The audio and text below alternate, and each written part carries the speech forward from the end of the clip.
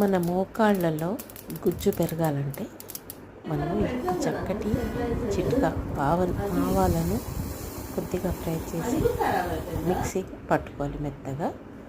అది 1 స్పూన్ ఆవాల పొడి, 2 స్పూన్ బియ్యం పిండి 2 నీళ్ళలో కలిపి పేస్ట్ లాగా తయారు చేసుకోవాలి. ఈ పేస్ట్ చక్కగా మిక్స్ చేస్తే మనకు ఇలా తయారవుతుంది దోసపిండిలాగా. దీన్ని మనము 2 మోకాళ్ళకి దీన్ని అప్లై చేయాలి.